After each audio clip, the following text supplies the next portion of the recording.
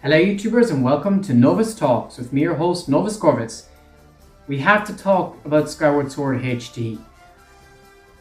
I have quite a bit to say about this game. So, as many of you know, this is a re-release of Skyward Sword, which came out on the Wii in 2011.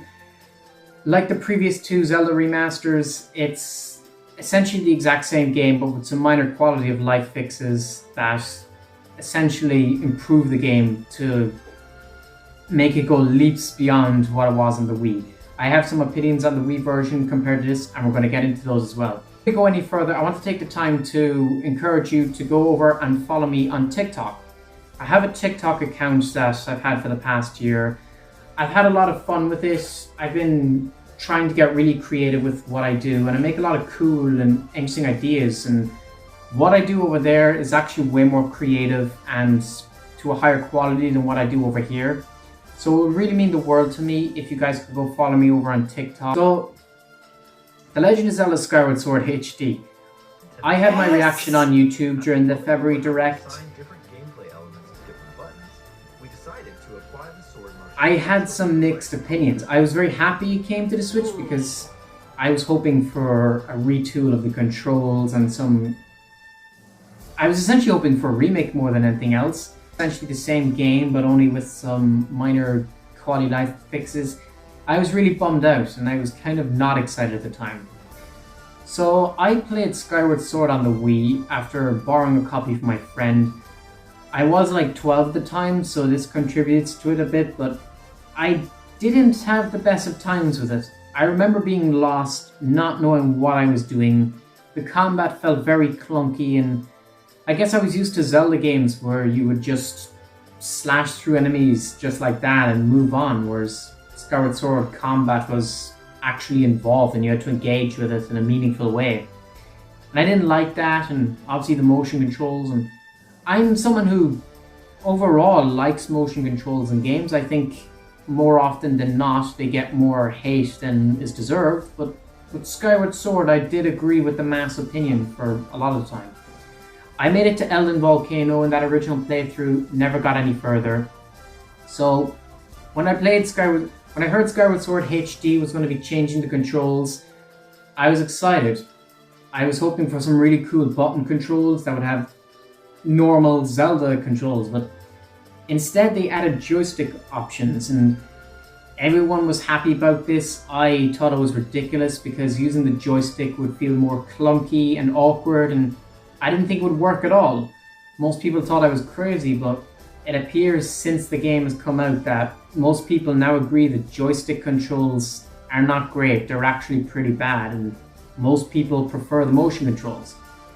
So when playing through Skyward Sword HD over the last week or so, to my surprise, I really enjoyed this game. I had a blast playing it. I had so much fun with this that it blew my mind away.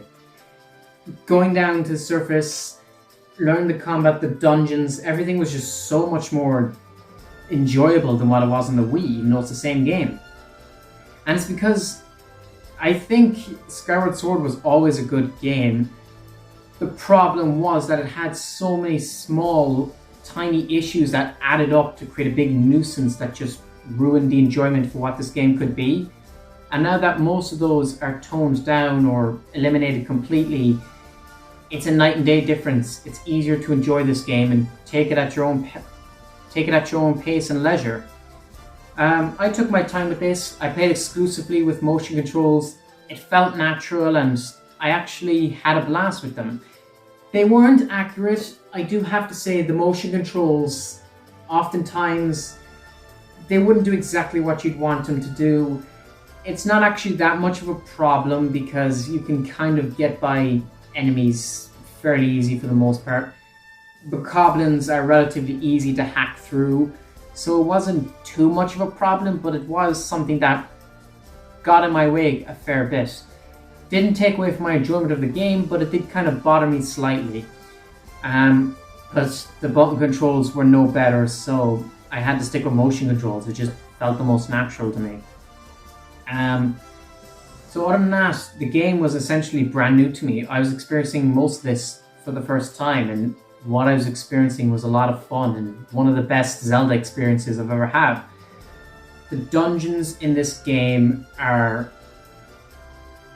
very creative and unique, but my biggest problem is they're all so short and so easy. They end right as they begin, and it kind of leaves you wanting more. But at the same time, I'm kind of mixed because usually I don't really like... So here's the thing, I'm more of a casual fan of Zelda. I appreciate them as good games, but they're generally not what I would enjoy. This sort of dungeon exploration doesn't really tickle my fancy. I enjoyed Twilight Princess, but exploring the dungeons got really tedious for me. And they were very long. I know some of them are like the longest in the series. Skyward Sword was on the other end of that. The dungeons were too short. I was in this weird mindset of wanting them to be longer, but not wanting them to be longer because I'm not really a fan of that gameplay. So I was a bit weird, but I did enjoy the dungeons. I did have fun with them. Skykeep, to me, is one of the best dungeons in the series. It's up there with the final trial from Breath of the Wild, I think, as the best dungeon in the series. The boss fights themselves, for the most part, pretty damn good. I feel like this is a controversial opinion, but I really like Moldarak. Something about fighting that giant scorpion was just really fun, just going at its eyeballs and its claws and then stabbing it. And obviously Gurahim was a lot of fun. The imprisoned can get fucked for all I care. Enough. You know what I'm going to say about it. It's really weird playing it. I got a big feel of Calamity Ganon from it. It's something that you see it for the first time. You see the jaw and it looks really intimidating and badass and frightening.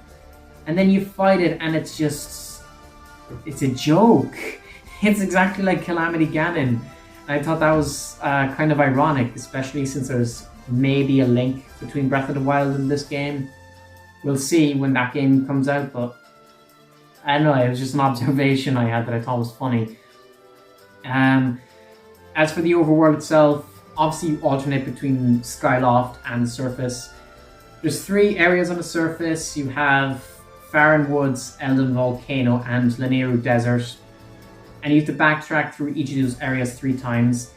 When I first heard about this game and the constant backtracking, I was dreading it because I was expecting it to be very long and drawn out, and maybe it was because I was enjoying the game so much, but the backtracking didn't bother me that much for the most part.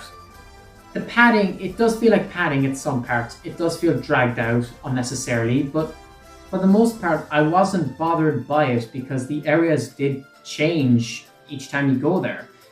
You go to Farron Woods, you explore the woods, then you explore the underwater, and then you're exploring the entire forest being flooded, and then obviously in the desert you have the 3 completely different areas, which was really cool.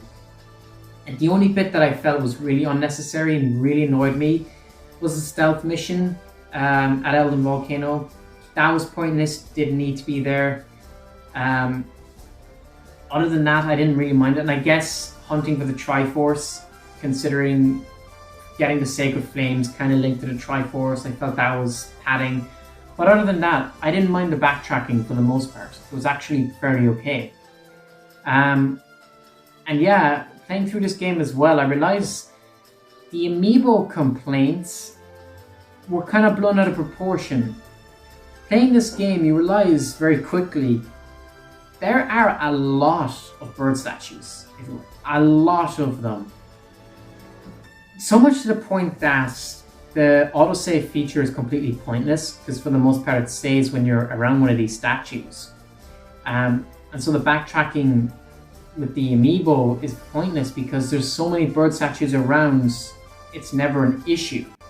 And this could be because of the way I played it as well, but after I did the first dungeon in the game, I stuck with the metal shield for most of the game, had a revitalizing potion in case it broke, and then later on I got the goddess shield before switching to the Hylian shield at the end, so repairing items and stuff was actually never an issue. I think I only had to fix my shield twice, and that's also because I never really used the shield. I got more used to sort of jumping around enemies and using my sword rather than actually using the shield. For the most part, I only used it when it was absolutely necessary. I I was expecting to not like the collecting of bugs and stuff, but I found myself doing it naturally. I have a healthy collection of stuff. There's still a lot I need to get, but I actually did it naturally. I didn't feel bothersome or that I had to go out of my way to do it. The side quests, though, typically I'm not someone who enjoys side quests in games. Most games I completely ignore them if I can, only if they're absolutely necessary. With Skyward Sword, I do plan on doing them actually. My mindset was that I would do the side quests after I finish the main game. It would give me a sort of post-game thing to do.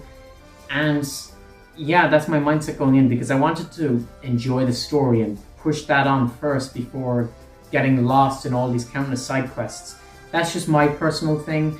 I have only done like 2 or 3. I needed to get an extra empty bottle, and I did something else as well for a potion, I believe. So, or for Petro. Underrated character, by the way. Everyone talks about Groose. I want to see some love for Petro. He's just such a weird and unique character. He's the one thing from Skyward Sword that stands out the most to me. Really weird, but yeah. So I can't really comment on the side quests because I'm planning to do those after I finish the game. Which I have finished the game, I just haven't gone back into it yet. The difficulty of the game, I think it's a good difficulty. It is on the easier side, but some of the boss fights, especially with Gurhim, can get fairly tough pretty quickly. So I think it is a good balance. I think I'm going to start Master Mode soon, so I'm probably going to have something very different to say when I play through that. But that's a whole other can of worms. But overall, yes, Skyward Sword it's a complete opposite of Breath of the Wild. And I mean that in a good way. It's a very linear game, but it's not to its detriment. I think the hate is very much blown out of proportion with this game. And that's coming from someone who didn't like the Wii version. Playing Skyward Sword HD on the Nintendo Switch, it was a really fun experience. The storytelling, the character expressions, by the way, are just the best.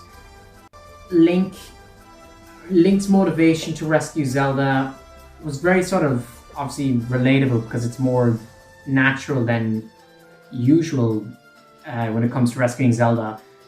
And just the fact that his expressions really makes you think, like, does he even care about all this goddess stuff? Like, I believe he's just doing this to rescue his friend. The whole Destiny stuff kind of matters less to him. That's just my interpretation of it. I do have a criticism against the art style.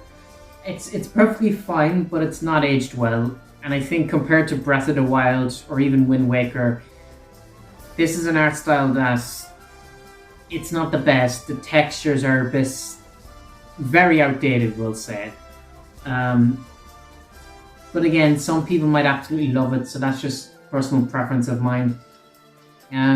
But yeah, The Legend of Zelda Skyward Sword HD, overall a really fun game. I highly recommend it to anyone who has never played it, who wants to get into the Zelda franchise. It's the first game chronologically on the timeline, so it's the best place to start in a way. Getting to explore those dungeons and getting to see where some of the ideas and concepts from Breath of the Wild came from.